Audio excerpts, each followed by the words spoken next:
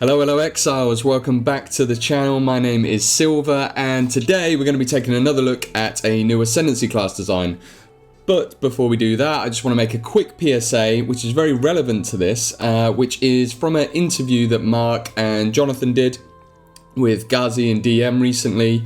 Most of you will have seen it if you're watching this video. The one very important thing that I wanted to flag up was this clip. The first set of points, you get it a different way than you get the second set of points and the third set of points.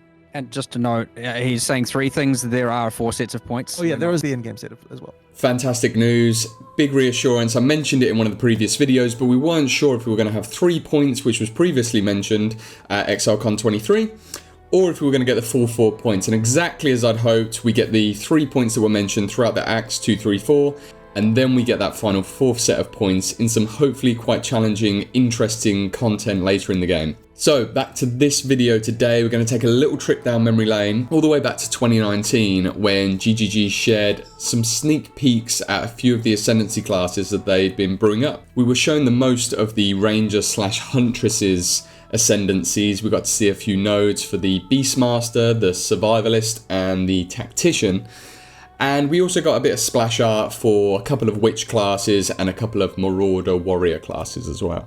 However, with that said, the introduction of the 6 new base classes has thrown all that up in the air, and a lot of us are considering this. Things like the Juggernaut, currently on the Marauder, are likely to move over to the Warrior perhaps. We've got the Beastmaster, which, who knows, maybe that goes over to the Druid. And we've got the Elementalist from PoE 1 on the Witch, which makes much more sense being a home on something like the Sorceress. In a very similar vein, the Arcanist is an Ascendancy that was originally touted for the Witch, but in all likeliness would make much more sense on the Sorceress as well. Described by Rory as a class with themes around lightning damage as well as overcharging and overloading arcane power.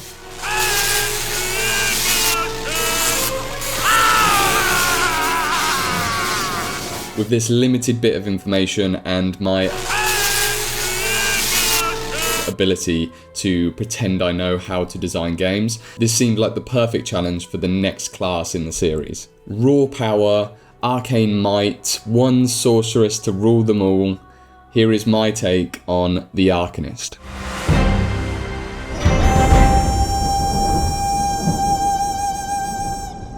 And here we are, here is the tree that we've come up with today. So as per usual, we're going to go around the tree, take a look at some of the nodes, discuss them, you guys tell me what you think, and we'll throw together a few little build examples afterwards, and that'll be the video. Alright, let's get into it. Let's take a look. So, we've got our little travel node here. It's increased mana and increased energy shield, and then we get to our first duo node. So Inversion on the top, Induction on the bottom. Start with Inversion. Again, like the last video, I'm not going to read them all through, but I'll just tell you a bit about my thinking, the idea, and what I hope to gain from a gameplay point of view with it. With Inversion, we've got a more defensive focused utility layer.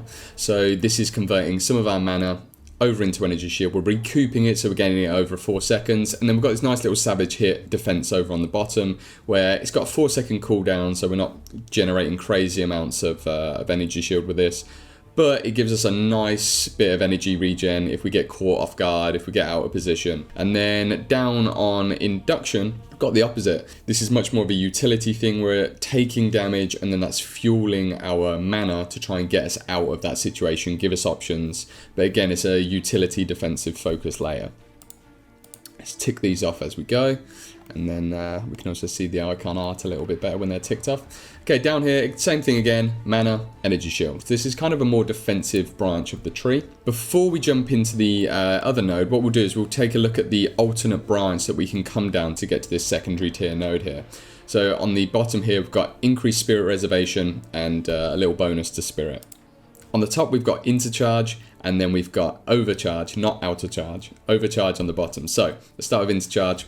These 2 nodes are focused on the meta skills that build up energy as you take damage or as you shock enemies. We saw these in the 2023 ExileCon showcase where the Sorceress there was one called Barrier Invocation, and then there was a Chance on Shock one as well. So what this does, builds up those charges faster, allows us to invest in those meta skills, and adds a fun little gameplay dynamic where there's a chance that we don't lose most of the energy that's retained. And so there's a proc element to this, which I think always adds a reactionary quality to the gameplay. Let's go down to Overcharge. Very similar skill here, but what this is doing instead is, instead of taking turns to cast each of the spells that were socketed that the Cast on Shock gem would do, this instead will cast all of the spells at once, so similar to sort of a Mjolnir kind of setup or Cast on Crit setup that we have now, trigger wands, that kind of thing. But we then regenerate our energy much slower. So this is much more of like a one big hit kind of explosion thing. Again, just slightly different twist on the same theme. So we've got our defensive utility layers on the top, and we've got a charge focused option down on the bottom, and then we'll come over to, again, we're getting some energy shield and we're getting some spirit. Resonator. Okay, so this is an interesting one. So there's nothing quite like this that I know of in the game, which is a drain mechanic. And so essentially over 10 seconds, you are going to drain all of nearby enemies' energy shield. The interesting thing about this drain mechanic is that it doesn't stop energy shield recharge cooldown. So it still requires that you as a player have to do some kind of hit or damage, or you in your party are doing some kind of damage to stop the regen. And that's why it's not the same quite as Leech. But it does mean that anytime you are nearby an enemy, they are essentially taking 10% damage per second off their energy shield. Obviously not busted because they probably have a huge life pool. And we've seen this in quite a few of the boss fights, like Diamora, where that energy shield buffer is quite annoying to deal with. And so something like this would be phenomenal. Now, what this also does on the flip side defensively is it's giving you, again, a unique, I think, defensive layer, which is anytime that an enemy is recharging at their energy shield, you're recharging yours. So we know that they don't want to massively increase energy shield regeneration like we have in the game currently, where like if you're an Inquisitor, you're getting, I don't know, 10-12% of your life back per second, sometimes way more than that. So this is a different way of achieving that, which means when the enemy is in a strong position, you're gaining some of that strength as well. Then we have, I think, what makes this node very strong and also kind of a second tier necessary node. We need to have to invest a previous point to get to this one, because we're getting a huge energy shield buff here. So helmets and gloves, energy shields doubled. Body armor, we get some increase. But then we are losing the effect from the boots. Now, if you just do the math on this, that is really just a thematic thing, because we could take off the body armor percentage gain and that would probably be about equal to the boots. But I wanted to do this because I wanted it to be as if your boots have no energy shield on them because you need to be grounded. Complete fluff.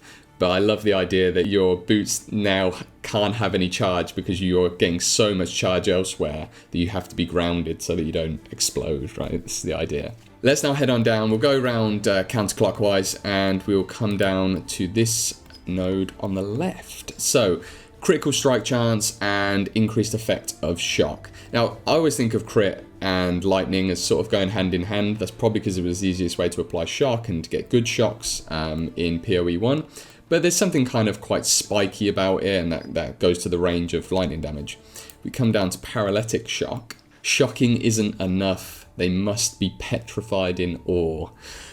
So I've added all these little fluff text things onto all the icons. Feel free to critique them and think that they're stupid and cheesy, but they're just a little bit of fun. Right, critical hits against shocked enemies builds electrocution. What the hell is electrocution? So we know this, that on the PoE2 database website, there is an electrocution effect that is mentioned.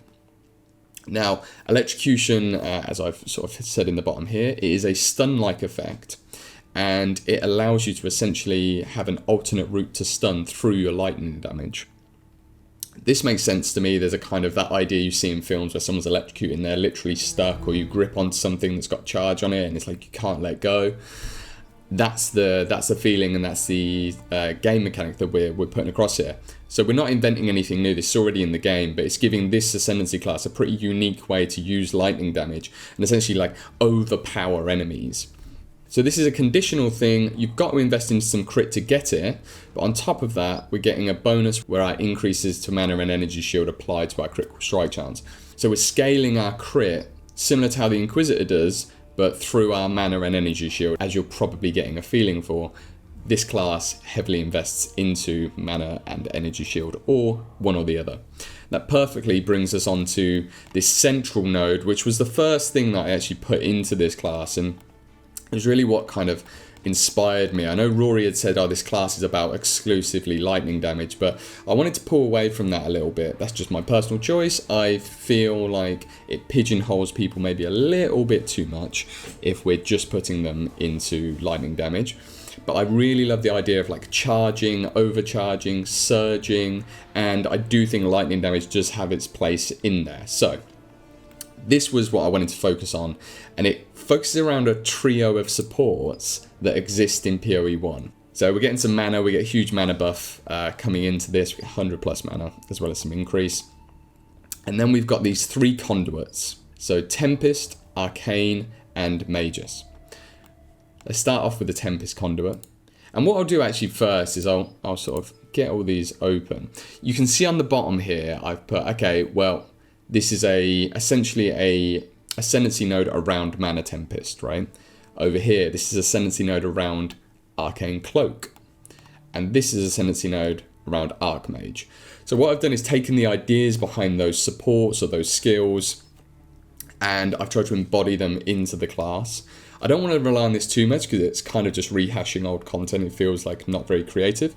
But that being said, I think they have a perfect opportunity to be converted into a more passive effect here with this class. So Tempest Conduit, as you've probably already read, we're getting a Mana Tempest and we're getting reduced mana increase cost. So we've been able to hold that Tempest much more easily. We don't have to cast it because it just bellows out from us as we're standing still. So you can read on the bottom there, it sort of grows over the course of time, and to a limit, of course. And then we are also reducing the damage that enemies deal to us. It means we can get involved and we can sort of charge up as this storm builds around us. Yeah, we do have some different options in terms of combat. We can be in melee range. So then coming over to Arcane Conduit. So this is a reworking of Arcane Cloak. I'm actually going to read through this one because I think it's worth doing. So upon reaching maximum mana, convert 60% of the total mana to Mana Shield. A Mana Shield absorbs 75% damage taken, up to the total amount of mana spent, and then you gain added non-physical damage equal to 12% of the mana spent. Now, on that last line, I want to draw attention to added non-physical damage. So anytime that I don't specify damage, this is a thing that they probably will not include in the game, but I think it's a good design space. I've actually seen it recently as well. I wrote this before this, but I think I've seen it, unless I'm misunderstanding this right, in Last Epoch, where they have like adaptive damage. But it's this idea, I mentioned it in one of the previous ascendancies, that we're allowing the skill tags and the skill type to dictate the damage bonus that we're getting, and this just frees up so much of this Ascendancy class design and this node design, because it stops us pigeonholing people. You know, I'm sure you guys have had that so many times where you think, oh, I'd love to do this on the Chieftain, but oh, now it's all chance to ignite and this added Spellfire thing, or this, you know, whatever version of the Chieftain we're on. But then you get caught in these, like, tying yourself in knots, and I think some of that is really important for build diversity, but we know that they're trying to de-specialize, as Jonathan gave a big rant on, that I barely understood, but they are trying to give us options horizontally for like horizontal power adjustment, rather than just compounding our power in one very narrow lane. So this allows us to do that. That's why it's non-generic, but I've specified I don't want it to be physical because it doesn't thematically fit, in my opinion. So this is kind of like an Aegis or a Bastion, I think they might be called, which essentially just gives us a damage buffer. And it is a post-mitigation fixed number, so really defensive option here. The option before on the Mana Tempest is giving us some defensive options as well, but it's also very specifically themed around a certain type of playstyle, about being close. And then we've got the Magus Conduit. So this one is essentially is Archmage, but it's a slightly reworked Archmage. So it's 20% of your current mana. It's not a fixed mana cost. So it's 20% of the current mana that you have in your pool. So the idea with this is that if you're able to keep your mana pool extremely high, then you are getting a much bigger bonus. You're taking 20% of that mana pool, and then, you know, 20% of 80%, 16%. It's like, it's a decreasing damage bonus over time. until you get down to 10%. And then when you're in that last desperate kind of pit of your mana and you can't recover it and you're just relying on regen, I didn't want to overly penalise people for being there or getting stuck there, because there will be things in the game, I'm sure, that put you there. We've already seen those dreaded mana rings. I can't remember the name of the monster mod. The mana siphon, is it? But yeah, so if we are below 10%, then we get a 20% more damage bonus, and that just kind of helps us out when we're stuck down there. Makes the node not feel completely useless. Alright, so we've got all three of those, so you can pick one of these as with all of the duo or trio nodes. We've got some options there, we've got sort of damage, we've got a shield, and then we've also got a sort of close quarters option, and all of this is based around our mana. Next up, this one's a real fun one. This is a super thematic one. So we've got increased mana again and some increased energy shield, and then down on the bottom we've got Pulsar. So you're going to have to use your imagination with me on this one. So this gives us two passive effects that get triggered as almost like their skills. So one of them is Arcane Bolts. And if you imagine that this is as you're casting your spells and you're spending mana, let the balance team deal with the numbers on this one. I'm not even going to try. But as you are doing that, you're flinging like overcharged little particles and magic missiles of arcane energy are flinging off of you, and they are auto-targeting the highest value non-arcane bolted target. So they are picking out enemies that are rares or magics or multiple rares, and they are sapping them and silencing them for 2 seconds. Now, in of itself, that's not a crazy impactful skill, and that's why there's another element to this, which is you're gaining Arcane Barrier skill. So I'm going to have to look up here to get a bit of a zoomed in explanation of this. So it's a spell that gains energy as you lose a % of your energy shield. So this is essentially like a barrier invocation. And then once it reaches its full energy, it emits a pulse that deals lightning damage equal to your total energy shield. So it's not the energy shield you've lost recently or anything like that. So this is rewarding a high energy shield pool. So as that energy shield gets lost, it then implodes and pushes everyone away, which is the final line on this. The distance of the knockback is dependent on the amount of total energy shield, up to 5 meters. So as you're leveling up through the game, this gets stronger up to a certain point. Let's say the cap to reach 5 meters was 6,000 energy shield by current standards or something like that. Easy enough to get to, but it grows with you in time, and that knockback gets more and more important and more useful. For a caster build, perfect. So this definitely is I'm staying at range. If I'm getting hit, then I'm getting a chance to push everything out and get out of dodge. All right, let's come up to halfway there. So this option here this is a pretty powerful travel mode, but we're getting action speed and a chance to deal triple damage. Now the reason for that will be very clear. So it's essentially it's like a 10% more damage multiplier. Actually, this is not okay. The numbers need to be reduced on this. Forget the numbers. The principle is action speed and triple damage. And then we get down to Arcane Instability. So this node is all about that fantasy of you have lost control, you have become power incarnate, you are the Palpatine vision of arcane unlimited power. So there's two elements to this node. One is increasing your damage range massively, and the other is periodically giving you a supercharged arcane surge. From a gameplay playstyle point of view, which is where I'm trying to come at when I'm designing these, is that you will feel this. If you are the sort of player that maybe enjoys Unleash and wants to have these periodic moments where you're like, I'm going off now, which will be rewarded in PoE 2 in terms of the way the boss fights are designed, finding that window, getting a heavy stun, everything lining up, and you just going ham, doing an insane amount of damage, maybe of course getting those big shocks, getting those big ignites, getting those big proliferates. This is the node for you. So Arcane Instability sums up thematically this class, I think, perfectly.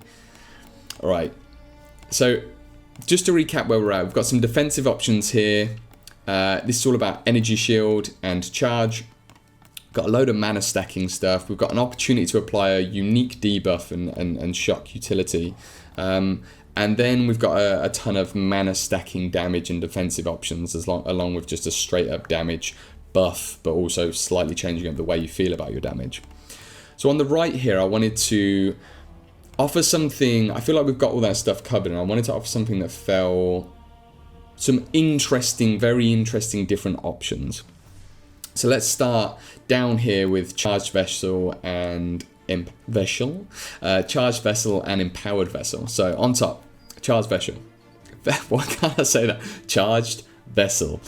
All right, this is our damage node that is essentially a rework of Energy Blade. I don't know if Energy Blades is going to be in the game. I'm not sure how that's going to work with the way that they're changing up Energy Shield. But what I do know is I played it not too long ago and it was awesome. It's kind of obscene actually how much you can stack it right now. But what I wanted to do was give this Ascendancy class an opportunity to kind of specialize in this, similar to the middle trio node, and have like a passive unique version of it. So upon reaching maximum energy shield, you lose all energy shield and gain charge. So charged is the buff that's giving us this energy blade buff to our damage. The interesting thing about this is that it massively changes the way that your energy shield is useful to you. So yes, your energy shield can still be a source of defense if you get caught halfway while it's charging. But essentially, really, you're stacking your energy shield to try and get it up as quickly as possible, to then lose it all to get this huge damage buff. At the bottom here, we've got a little bit of a nice utility thing where we then gain 50% faster start of energy shield recharge. So this, again, really is, from a gameplay perspective, just switching it up completely. And you're really looking at that, right, let's take a break for a second, let's get out of dodge, and let's get my energy shield back to the top, get charged again, and then go in and do a hell of a lot of damage. So bit of an offensive risk here because you're losing, obviously, a defensive layer. On the bottom here, Empowered Vessel, very different take, but similar kind of idea where you're filling up this vessel, right? You are this vessel, you're filling it up, and then you lose it all for a bonus. So +1 to maximum power charges, and then upon reaching maximum power charge, we lose them all. We gain 1 stack of Unleash per power charge lost. Simple enough, does what it says on the tin. I love this. I could really imagine playing this idea of stacking up all your power charges, and then those not necessarily having to be spent on a specific spender, but can be spent to unleash whatever skill you want. I think that's really powerful. It offers tons of options and tons of build diversity to the players. So there's 2 options there, and then we'll head up on the top here. This is a really fun one, Warp. Okay, so lightning themed, overcharged energy. Warp makes perfect sense here. I've had a little bit of a rethink on the dodge mechanics. Originally, when I did the marsh list for the monk, I thought, okay, maybe that class is the only class that gets this very specific kind of dodge bonus, this dodge roll bonus. And I think, yeah, maybe that works. But I've seen so many other little opportunities in these Ascendancy classes to create something that really thematically fits for that class. So they shouldn't be on every class, but it's really interesting to offer them, I think. So you've already read it. Warp teleports you, makes you immune. That's the benefit we're getting here. Everything else is essentially the same. We're getting a shock, a guaranteed shock, but it's quite low, and that can be used to trigger certain other effects for sure. But the main thing here is that we're changing our dodge roll to instead of us being vulnerable to area damage, we are then able to completely mitigate that and teleport to wherever we need to be. Of course, we need to, from the design point of view of this, add damage buffer windows at the start and end, similarly to how we have like a slowdown at the end of the dodge roll. So it sort of like is a curve that is fast and then slows down towards the end. We've got to have something like that here, otherwise you'd just be blinking around all the time to avoid any damage. That can't be possible, of course.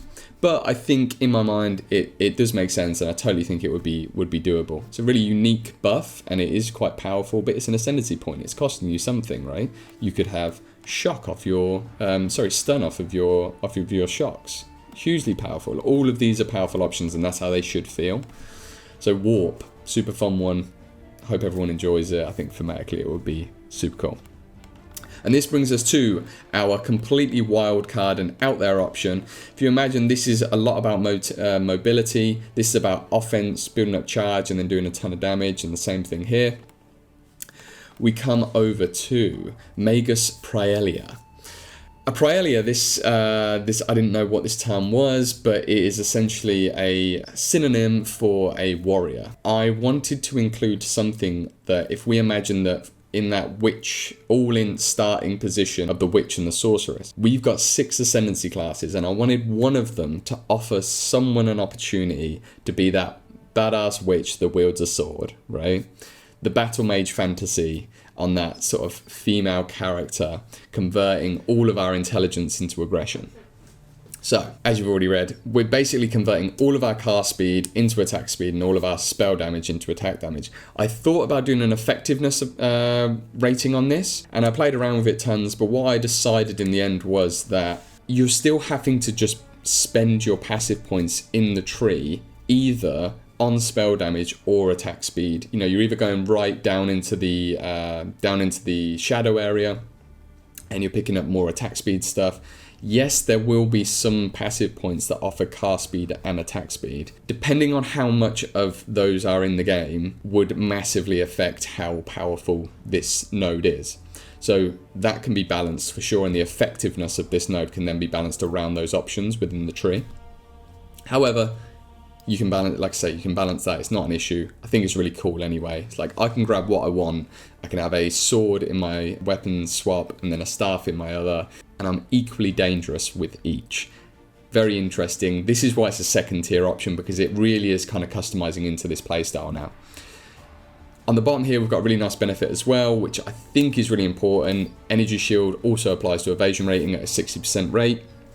It just allows us to live, basically, and it keeps the defensive aspect to this node. So that, my friends, is the Arcanist. That's all of the nodes that we have available, and I don't think there's too much to say about this one. I personally would absolutely love to play this class. I think this is a really interesting option for, like I said, that intelligence starting zone, and I love all that lightning themed overpower, overcharge sort of stuff. So hopefully you agree. Let's now jump over to a couple of build examples of things that we can imagine might be in the game and how we could use this ascendancy tree for it. All right, builds. Okay, let's do this. So we'll start off with what I think is the most archetypal thing for this ascendancy class, which is the overpowered, overcharged, lightning summoning, conjuring Sorceress. So this is that long distance classic caster who's just doing a hell of a lot of damage in the right moments every now and then. Okay, so let's come down here to start with. On the right hand side, we get our damage nodes into Arcane Instability. So this is giving us a huge amount of damage range, and then on top of that, we're getting this cycling buff where we have this window of Arcane Surge that is supercharged, super powered, allowing us to do a hell of a lot of damage when we line it up and the time's right, looking for those opportunities. So we're already in that gameplay of spikiness. What do we do with that spiky damage? Well, let's move down to the left here and gain some crit chance, some shock effect, and we're going to start converting those huge top end 30% more spikes into electrocution. So this is turning a very offensive node in Arcane Instability into a very defensive option through Paraletic Shock, allowing us to stun, the utility of stunning our enemies, keeping them away from us. So we've got that shock. We're now building our crit chance through our mana and energy shield scaling as well, which is giving us all of our scaling that we need through all the way to endgame, really, till we're getting towards crit cap. What do we do when we're getting all of these shocks? We're triggering these shocks at a very high level. We want to trigger off of them, so we're going to start using the meta gem, the new meta gem, cast on shock, and we're going to cast a shock nova or a spark off of our shocks. So we're using arc as our main skill, let's say. That's going to regularly be triggering the shocks. We're going to pick up intercharge, which is speeding up the charging of those meta skills, making sure that we get tons and tons of energy, and we're regularly casting something like spark or shock nova.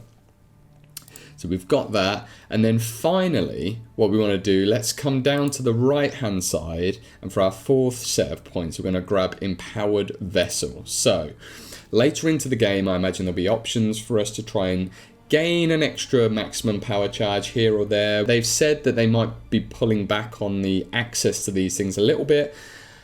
So we know that it's going to need to be endgame if we're going to want to get access to more of these. But even with our base 3 plus 1 from this, we're getting 4 Unleash stacks. So every time we build up to our maximum power charges, we lose them all, gain 4 Unleash stacks, and then we get to unload that in one giant hit all of a sudden. So if you imagine if this lines up with our Arcane Surge buff, at the same time giving ourselves that roll of the dice to get a load of high procs on our 30% more / less Arcane Instability. So we're getting a lot more of those high procs, which are giving us the shock. We're getting all of that stun electrocution onto our enemies, and then we're triggering a load of clear skills potentially with our Cast on Shock meta gem. Sounds wicked, sounds exciting, interesting. That isn't even thinking what weapon we've got on our second weapon slot. What are we switching over to? What other elements could we be interlacing with these lightning procs as well? And what items can we gain shock chance from? Maybe we can chance to shock from cold or something like that. You know, I'm sure things like that will be in the game. It's PoE, right? Okay, that is our Arcane Magus overpowered damage dealer. Let's look at something a little bit different for option number 2. So let's unspec these quickly, and then let's do something that I think, let's go with what's interesting and unique to this Ascendancy class for this side of the tree. So let's think about melee and that Battlemage idea. So if we first come down to, let's come into the trio node in the middle here, and let's grab Tempest Conduit. Now, this is going to be draining our mana. Yes, it's going to be draining it a little bit less than we expect, but we're going to be moving a lot anyway, so we have a lot of control over when we want to stand still and find those windows to deal this damage. But we're going to be in close quarters, so we want that less damage multiplier, huge defensive layer, and that's going to allow any enemies that are coming towards us and any enemies we choose to be next to have a huge enfeebler, essentially. So let's pick that up. We're getting a ton of mana as well, which is going to help us maintain it and just be good for a load of other stuff. Now, what do we do with all that extra mana? Well, let's head over to Inversion on the left here. Now, Inversion is going to give us a lovely bit of energy shield regeneration. And with that energy shield, we're going to have that nice defensive buffer. We can gain some evasion rating on top of this as well. And so we're going to be in close quarters. We've got a really nice damage buffer. We're getting high evasion. And then if we need to pull out, we just run away, let our energy shield come back, and then we can re-engage. So it's that tactical in and out of combat from melee that we're allowing ourselves to do with this. So we're getting huge amount of mana boost from this. We build up our mana, it gives us a chance to do some damage, but it's also giving us energy shield as we spend it as well, because it's being drained by the Tempest Conduit, by the Mana Tempest. Alright, next we want to come over, and this is where the fun starts, so we then pick up Warp. Now, we know that we have the option to invest in dodge roll passives on the passive tree. So these could be things, we don't know what they are exactly yet, but it has been mentioned, and so these will be things like increased distance traveled, or increased speed of the dodge roll, right? When nearby enemies, that's the key thing here that I think they will need to add to any of those nodes, which is they don't want people rolling around maps all the time, which is annoying to have to do, but we will do it as gamers if it gives us an advantage. So the simple fix to that is you just make it that these bonuses only apply when you're near enemies. Simple. But we get all these nice bonuses to increase our dodge roll, and all of those increases apply to our warp. So we're going to be warping here, there, everywhere. We're going to have a much better time moving around our enemies, placing our mana storms, finding those windows to hit, and mana tempests, sorry. Finding those windows to hit and then deal our close-up melee damage. So finally, of course, to top all this off, we're coming down on the right here and we're picking up Magus Praelia. So this, as we discussed earlier, gives us our cast speed as attack speed, our spell damage as attack damage, gives us tons of flexibility. We can have a melee weapon on one set and a spellcasting weapon on the other. We've got a huge amount of build variety here that I can't even begin to fathom, and all of the skills we don't know yet. They said there's, was it 240 skill gems they were touting at last time, but then there's going to be transfigured gems and all this stuff. Anyway, all of that to say that we have a ton of options here. The reason I think this would be picked up last is not only because it's a double investment node, so it's going to take 2 of our points anyway to get there, but also if we're thinking about this, we've now got to invest quite heavily in 2 primary weapons, right? And this is something that hasn't really come up tons in discussion yet, because I don't think we'll know how it feels until we feel it. There's all these variables, how's the economy, all this stuff. But as we get later in the game, we're going to have a bit more currency, and it's going to allow us to then invest in a really decent melee weapon, as well as not just investing in our spellcasting weapon. Whereas while we're leveling, we're probably just going to want to pick up a nice staff and run through the game with that. Oh, not to forget as well, last point on this, all of that energy shield that we build up, that we've been accruing, is on our gear and through various passives, is now converting over to our evasion rating as well at a 60% rate. But that's going to give us a huge survivability buff as well. There it is, guys. There is, and there's so many different other ways you could build this like Battlemage character as well. Instead of picking up the Tempest Conduit, you could grab any one of these other conduits, right? We could pick up a Charged Vessel to make sure that we're getting sacrificing our energy shield and getting a damage boost there.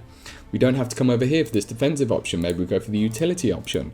There's resonance, there's pulsar, there's like all these really interesting choices that can apply to melee, to range. And I think give this Ascendancy class a huge kit. Gives it a really big kit to be able to play around with and get a lot of diversity within the class itself. So, I'm really excited with how this turned out. It was actually one of the classes that I was perhaps not quite as excited about initially when I started designing it, but I really wanted to take a stab at one of the already announced classes. And we know that we've got a witch showcase coming up soon, and we've already seen some of the Sorceress stuff, and it just felt like something that was a little bit more tangible that we could imagine and get our heads around. So that being said, even though I wasn't super excited about it, because it had kind of already been announced and wasn't necessarily an original thought or creation, let's be real, nothing's original in this life. That's the whole thing that I'm doing. You guys have probably thought up a ton of this stuff as well, and you've probably got some other great ideas, which I would love to hear about. So I'm going to wrap the video there, say thank you very much for watching, and I really want this to be an ongoing discussion. I want to get these out much quicker, much more regularly. We've got 36 total Ascendancy classes to get through, and this is our 3rd one. So PoE 2 will be out of beta by the time I've got these done if I don't try and get these out a bit more regularly. So expect a ton more content from me. Thank you again for watching. Please like and subscribe, share this with your friends if you think they'll be interested, and yeah, I just really appreciate the support. I'm really enjoying doing these. I'm really having a good blast. I've even started designing some League content ideas, which is a whole other kettle of fish, but super fun in a very different way. Let me know which class you would like to see an Ascendancy for next. That's the one thing I'd really love to know from you in the comment section. If you're still watching this video, chuck in what you'd like to see next. It'd be really great for me to have a bit of input and get a bit of inspiration from you guys to then get my hooks into and start chewing on. So, all right, that'll do. I'll see you in the next one. Take it easy.